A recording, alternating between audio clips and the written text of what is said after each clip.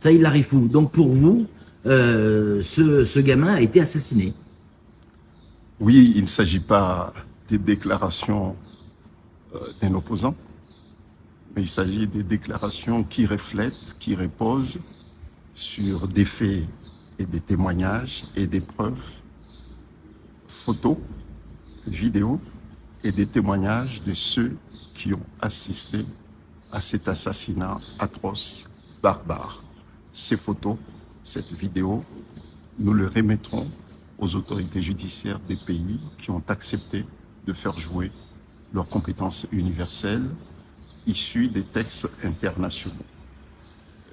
Nous ne pouvons pas, parce que Azali en a commis d'autres assassinats. 38, Fanou, c'est le 39e. Lui-même a failli être victime, Azali, c'est ce qui est dit officiellement, a failli être victime d'assassinat de sa propre politique, puisqu'il est le seul à avoir, depuis 2016, date de son retour au pouvoir, avoir volontairement instauré aux Comores un climat de terreur, de persécution, un climat de violence politique. Et il est le seul et unique responsable de ce qui lui est arrivé. Je pense qu'il faut que les choses soient dites clairement.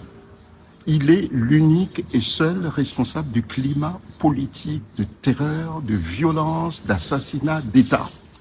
Il a lui-même appelé au meurtre. Sa déclaration, elle est là. Elle a été faite à Mitsuje chez lui, à la sortie d'un bureau de vote, en présence des journalistes. Lorsqu'il s'en est rendu compte de sa déclaration, il a demandé aux journalistes d'effacer la bande. Mais c'était trop tard puisque c'était du direct, nous les avons, ces déclarations. Son directeur de cabinet, chargé de la défense, qui est accueilli en grande pompe lorsqu'il vient ici à Mayotte, a appelé les opposants à préparer leur testament. Et ça, ce sont des déclarations qui sont suivies par des actes criminels.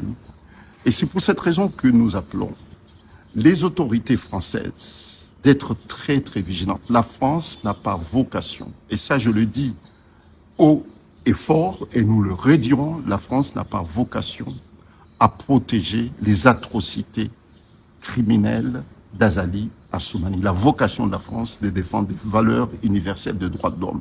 La vocation de la France, c'est de défendre ceux qui sont persécutés chez eux. La vocation de la France, c'est d'être à la hauteur de ses engagements internationaux, puisque le soutien apporté à Azali a des conséquences immédiates, bien sûr pour les Comores, puisque les jeunes Comoriens fuient par des milliers, qui vont, puisque Mayotte, ça devient de plus en plus difficile pour eux, ils vont dans les pays voisins pour pouvoir partir ailleurs dans le monde. Il y a certains qui sont en Tanzanie, d'autres qui sont au Rwanda, et puis certains sont au Sénégal, au Kenya, Biélorussie, un peu partout dans le monde, et j'en suis témoin de cela. Donc ma présence ici à Mayotte est une opportunité pour moi de faire appel à la vigilance, puisqu'il y aura un moment une responsabilité collective. Personne ne peut dire comme quoi il n'est pas au courant de la politique de terreur érigée comme un mode de gouvernance politique par Azali. Personne ne peut dire comme quoi il n'est pas au courant de ce que fait Azali. À un moment, les responsabilités seront incontestablement établies à l'encontre de ceux qui soutiennent indirectement ou non la politique d'Azali. Moi, je l'ai dit puisque tout récemment, j'ai vu les militaires comoriens bénéficier d'une formation. J'ai vu les militaires comoriens bénéficier aussi des armes. Il faudrait un moment qu'on s'interroge sur la vocation de ceux qui donnent des formations aux militaires comoriens et ceux qui livrent aussi des armes aux autorités comoriennes, puisqu'en réalité, les Comores ne sont pas en guerre contre qui que ce soit. Vous insinuez que la France forme les militaires comoriens? Bien sûr qu'elle donne des armes aux militaires comoriens. Non, non, les armes ne sont pas la France, je n'ai pas encore la preuve, mais je sais que les Comores ont bénéficié des matériaux militaires tout récemment.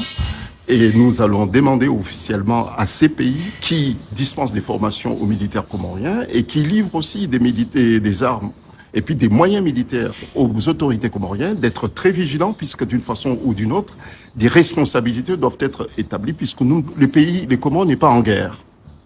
Donc nous nous interrogeons pour savoir à quoi sert de donner à un pays qui torture, qui assassine ses opposants, et qui assassine ceux qui sont attachés à la démocratie, à l'état de droit, continuer à bénéficier autant d'égards, autant de soutien. Ces gens qui ont fui les Comores dans cette affaire, de tentative d'assassinat du président Azali. Est-ce qu'ils sont déjà à Mayotte? Il y a des gens qui sont pas impliqués, mais des gens qui apportent des témoignages. Voilà, c'est différent. Il y a des gens qui ont des preuves, qui ont assisté à des témoignages. Il y a des gens aussi qui ont appelé, qui ont fait preuve de compassion par rapport à ce qui est arrivé à ce jeune militaire.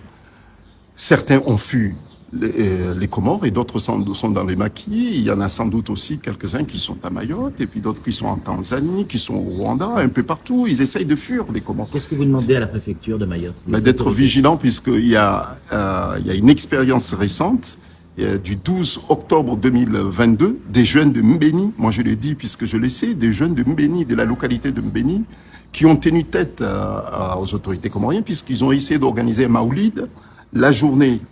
Et Azali ne voulait pas du tout que le maoulid s'organise la journée. Et la ville de Mbéni a tenu tête. Il y a des jeunes de Mbéni qui ont été sérieusement agressés, qui ont fui Mayotte, qui sont venus ici, qui ont fui les Comores, qui sont venus à Mayotte pour demander l'asile politique. On leur a refusé alors que les preuves étaient établies, comme quoi ces jeunes ont véritablement fait l'objet de persécutions. Ils ont fui effectivement la terreur, ils ont fui le régime d'Azali, les violences d'Azali.